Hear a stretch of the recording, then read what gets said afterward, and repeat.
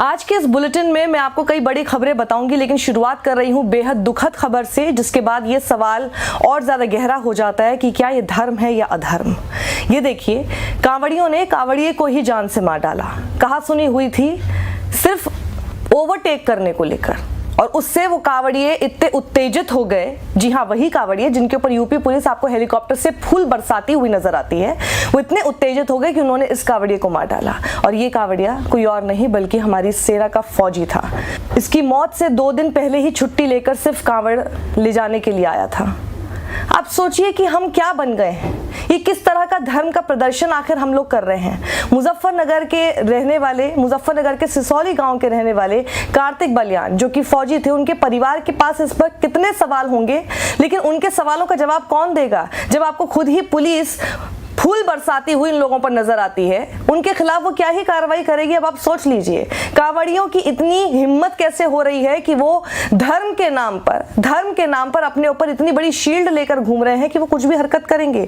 ओम थानवी, जो कि वरिष्ठ पत्रकार हैं, वो सवाल करते हैं, क्या अब भी किसी को उदात्त हिंदू धर्म और इस दौर के उग्र हिंदुत्व में फर्क नजर नहीं आता? बिल्कुल, आप ये हेडलाइन देखिए इस खबर की, इस अखबार की। कांवड़ियों में संघर्ष, फौजी को लाठी डंडों से पीट कर मार डाला। जी हाँ, ये 21वीं सदी में हो रहा है, और ये सब कुछ हो रहा है आपकी आंखों के सामने, आपके धर्म के नाम पर, लेकिन आपको कोई फर्क नहीं पड़ रहा है। तो अपने गिरेबान में झांकिए कि आप क्या बन चुके हैं। पीयूष राय पत्रकार ये ट्वीट करते हैं, Kartik Baliyan, an army jawan from Sisauli in UP's Muzaffarnagar who was returning after Kanwar pilgrimage was killed in clash between 2 Kanwariya groups, one from Panipat, Haryana, other from Muzaffarnagar. An eyewitness recalls the incident that took place in Roorkee. ये रुड़की में ये वारदात हुई है, और एक चश्मदीद का आखिर क्या कहना है, उसने क्या देखा, सुनिए। और सिर्फ सुनकर चिंतन कर सकते हैं तो जरा कीजिएगा। जी, क्या नाम है आपका? जी, मेरा नाम शोकिंदर कुमार, सनोप राजवीर सिंह। शोकिंदर जी, क्या घटना हुई? जी, हम डाक कावड़ यहाँ से हरिद्वार पहुँचे, वहाँ से आ रहे थे अभी अपना जल लेके।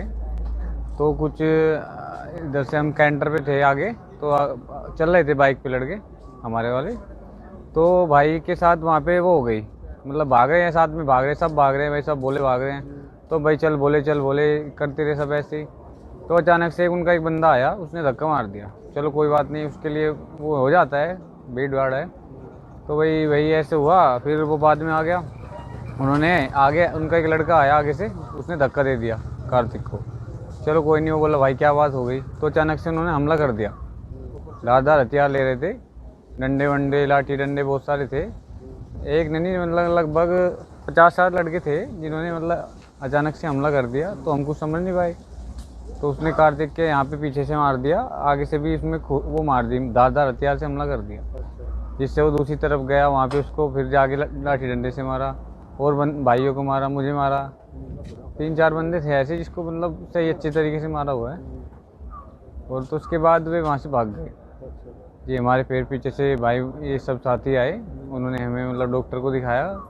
फिर आगे तक हमारे जब साथी थे कैंटर वाले, वो पहुँचे। उन पर फिर यहाँ पर जो है ये छपार में पुल पे चढ़ते फिर हमला किया उन्होंने। कुछ भाइयों को वहाँ भी चोट लगी है, आते फिर हमला कर दिया। तो वो हमारे जो डाक कावड़ है गांव से 2 आई हुई है, तो उन्होंने आके फिर वहाँ पे साथ दिया, उन्हें बताया कि ऐसे ऐसे हुए। तो हमने उनको घेर लिया, वो भाग गए वहाँ से।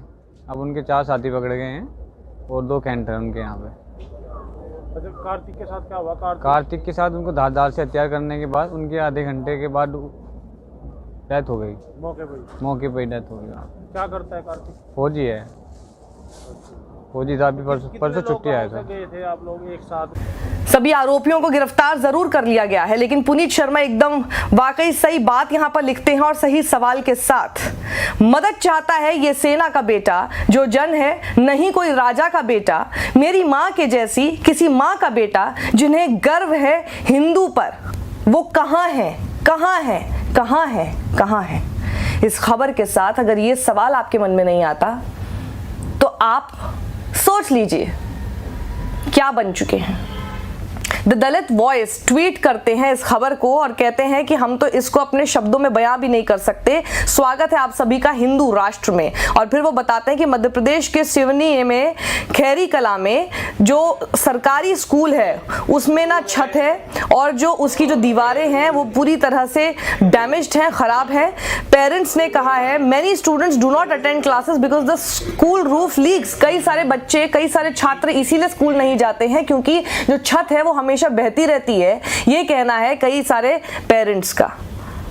आप सोचिए कि आप किस युग में इस वक्त चल रहे हैं जहां पर सरकार को आप इतना टैक्स देते हैं ताकि आपके बच्चों के लिए वो एक छत वाला स्कूल भी तैयार ना कर पाए। लगातार आप उन सरकारों को जिताते रहते हैं, उन पार्टियों को जिताते रहते हैं और एक तरह से उन पार्टी के खुद ही सोल्जर तक बन जाते हैं बहुत हद तक। कितने सारे केसेस में हमने देखा है। फिर चाहे सोशल मीडिया पर ही लोगों को जबरदस्ती उस पार्टी को, उसकी सरकार को डिफेंड करने का मामला हो, हमने देखा है। लेकिन जब आपके बच्चों की बात आती है तो आप नहीं सोचते हैं। ये देखिए पुनीत शर्मा ने भी एक और खबर को शेयर करते हुए एक और बड़ा सवाल, सही सवाल उन्होंने पूछा है।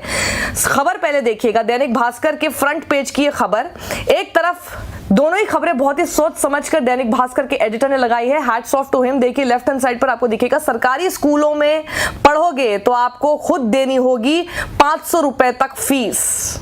और दूसरी खबर है प्राइवेट स्कूलों में पढ़ने पर सरकार भरेगी आपकी 1100 रुपए तक फीस। ये दैनिक भास्कर हरियाणा का एडिशन है जिसमें पुनीत शर्मा ये दोनों ही खबरें दिखाने के बाद आपसे सवाल कर रहे हैं। और सवाल क्या है, किसी देश में ये हो और ये सब जानने के बाद भी वहां की जनता का खून ना खौले तो वो देश चलते फिरते मुर्दों का देश है। अब आप सोच लीजिए, आप लोग चलते फिरते अगर मुर्दे बन चुके हैं तो आपको ऐसी खबरें देखकर कोई फर्क नहीं पड़ेगा। वहीं अब आपको बता देते हैं कि क्या हो रहा है इस वक्त संसद के हंगामे को लेकर, क्या क्या सारे इश्यूज खड़े हो चुके हैं। तो देखिए महंगाई और जीएसटी पर जो बेलगाम जीएसटी लगाया जा रहा है आप लोगों के ऊपर, उसको लेकर विपक्ष संसद में हंगामा कर रहा था। विपक्ष संसद में प्लकार्ड्स लेकर खड़ा हुआ था, कई सारे सवाल कर रहा था। आपको पता है कि उसके बाद कई सारे विपक्षी सांसदों को बर्खास्त कर दिया गया। अभी तक विजेता सिंह का अगर खबर के हिसाब से मैं आपको बताऊं तो वो बताती हैं कि अभी तक 23 एमपी हैं जिनको राज्यसभा से सस्पेंड किया जा चुका है। और आज ही 3 और एमपीज को, सुशील कुमार गुप्ता आम आदमी पार्टी के, संजीव कुमार पाठक आम आदमी पार्टी के और अजीत कुमार भयान जो कि इंडिपेंडेंट है, उनको सस्पेंड कर दिया गया है राज्यसभा से इस हफ्ते के लिए, क्योंकि उन्होंने गुजरात हूच डेथ्स, जो आपको पता ही है कि एक ड्राई स्टेट है हमारे देश में जिसका नाम है गुजरात, जहां पर शराब बंदी है, जहां पर शराब बिकती नहीं है, पर वहां पे जहरीली शराब से मौत हो जाती है। उसके ऊपर कोई बात नहीं करना चाहता। वो आपको पता ही है कि क्यों। पूरा देश का मीडिया उस पर शांत है। आपको भी पता होना चाहिए क्यों। उसके ऊपर जब सवाल उठाया जा रहा था तो आपको भी पता होना चाहिए कि आखिर उनका सस्पेंशन फिर क्यों किया गया है। अब इस सस्पेंशन के समय पर आप देख रहे हैं कि कांग्रेस हो या फिर विपक्षी और पार्टियां हो, वो किस तरह से फिर अपने सदन से बाहर निकलने के बाद गांधी जी की प्रतिमा के सामने बैठकर वो प्रदर्शन कर रहे हैं और कह रहे हैं कि महंगाई पर हमें चर्चा करनी है। इस बीच क्या हुआ कि जब यही सब चीजें चल रही थी तो अधीर रंजन चौधरी, जो कभी कभार उनकी जबान पर उनका लगाम नहीं रहता और वो कुछ भी बोल जाते हैं, तो एबीपी न्यूज के एक सवाल के दौरान जब वो बात कर रहे थे तो उन्होंने राष्ट्रपति द्रौपदी मुर्मू जी के बारे में बात करते करते राष्ट्रपति शब्द के बाद उन्होंने इंटेंशनली, लग रहा है देखकर ही, कि उन्होंने उसके बाद शब्द का इस्तेमाल किया राष्ट्रपत्नी। कम से कम 2-3 बार उन्होंने राष्ट्रपत्नी वर्ड का इस्तेमाल किया। रिपोर्टर ने उनको टोका और कहा कि आपको राष्ट्रपति ही पद का इस्तेमाल करना चाहिए, राष्ट्रपत्नी इस तरह से नहीं बोलना चाहिए। इस खबर को बीजेपी ने उठा लिया और बीजेपी ने इसी के ऊपर हंगामा मचाना शुरू कर दिया, जिसके ऊपर सबसे पहले स्मृति ईरानी, जो कि वैसे तो women and child development minister हैं, देश की और सारी महिलाओं के ऊपर जब अत्याचार होता है तो वो कभी दिखाई नहीं देती, सीन में नहीं दिखाई देती, उनका मंत्री पद उनको ही ढूंढता रहता है। लेकिन हाँ, इस केस में वो बहुत जल्दी आई और उन्होंने उसके ऊपर अपनी एक प्रेस कॉन्फ्रेंस करके उन्होंने काफी सारे आरोप कांग्रेस के ऊपर लगाए हैं। कांग्रेस के ऊपर भी दबाव इस चीज का हो ही गया, क्योंकि जो भी आप कहिए, कहा तो गलत, अधीर रंजन चौधरी को उस पद का सम्मान करना चाहिए। वो कोई महिला हो, वो कोई किसी भी जाति की हो, वो किसी भी धर्म की हो, जो बात अब अधीर रंजन चौधरी अपनी इस एक्सप्लेनेशन में बोल रहे हैं, वही बात उनको सोच समझ के पहली बार में बोलनी चाहिए थी। देखिए, हिंदुस्तान की राष्ट्रपति तो जो भी हो, चाहे कोई ब्राह्मण हो, चाहे कोई आदिवासी हो, हमारे लिए राष्ट्रपति राष्ट्रपति होते हैं। हमारे लिए सम्मान और श्रद्धा का एक पद होते हैं। कल हम लोग जब विजय चौक में आंदोलनरत थे। उस समय कोई पत्रकारों ने पूछा, आप लोग कहां जाने का कोशिश कर रहे हैं? मैंने उनको तुरंत कहा कि राष्ट्रपति जी की घर हम जाना चाहते हैं, राष्ट्रपति से मिलना चाहते हैं। अचानक एक बार राष्ट्रपति निकल चुके, क्योंकि पिछले कई दिनों से ये राष्ट्रपति के मुद्दे पे इधर उधर कई जगह पे कई सारी चर्चा हो चुके हैं। इसलिए अचानक एक बार ही ये लफ्ज निकली, सिर्फ एक बार तो एक बार, क्योंकि कल मैं खुद अपना पार्टी की तरफ से प्रेस मीट भी किए हैं उस विजय चौक पे। आप देख सकते हैं कि पार्टी की तरफ से जब मुझे कहने का आदेश दिए थे हमारे नेता खारगे साहब, मैंने क्या कहा सब देखे। लेकिन उसी समय वो पत्रकार ने मेरे को कहा कि क्या राष्ट्रपति, मैंने कहा देखिए अब इसमें हो सकता है चुप में निकल गया, आप इसको ना दिखाए तो बेहतर होगा। दिखा दिया और इसके लिए बवाल मचा रहे हैं।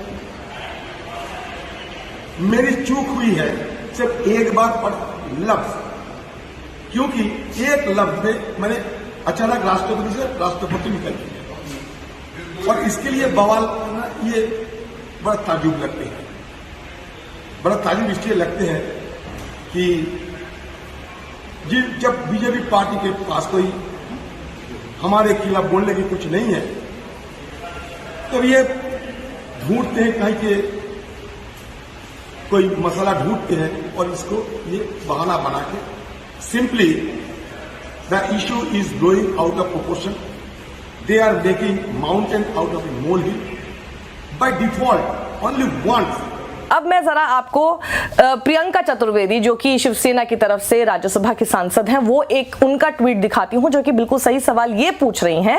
उन्होंने कहा कि भैया जिस एमपी ने कहा उसने तो माफी मांग ली, अब तो ये बात खत्म हो जानी चाहिए। पर अब हम स्मृति ईरानी जी से ये पूछना चाहते हैं कि जब हाथरस में दलित बेटी का रेप होता है तब आप कहां चली जाती हैं? 6-6 साल की बच्ची का रेप होता है तो आप कहां चली जाती है? असम में ऐसी घटना सामने आती है तो आप कहां चली जाती है? तब हम ढूंढते रह जाते हैं ना कि महिला और बाल विकास जो मंत्री है हमारे देश की वो कहां है, क्यों चुप्पी साधे हुए हैं? तो स्मृति ईरानी जी से ये सवाल किया जा रहा है कि जब अपने मतलब की बात होती है, कांग्रेस पर या विपक्ष पर प्रहार करने की बात होती है, खास तौर पर कांग्रेस पे, तो वो बहुत जल्दी अवतरित हो जाती है। वरना देश में महिलाएं सिर्फ गुहारी लगाती रह जाती हैं, अपने मुद्दे उठाए जाएं, हमारी मंत्री हमारे मुद्दे उठाए उसके बारे में सोचती रह जाती है, लेकिन स्मृति ईरानी सामने आती नहीं है। और स्मृति ईरानी की इस बात से मुझे याद आया, क्योंकि बात तो पूरी महंगाई और जीएसटी इन सब पे चल रही थी, तो वो भी दौर था जब स्मृति जी महंगाई पर चर्चा करती थी और देश के जो अभी के प्रधानमंत्री हैं जो कहते हैं कि अपने मुद्दे जब आप उठाए तो ये सोचे कि देश विरोधी बातें ना करें,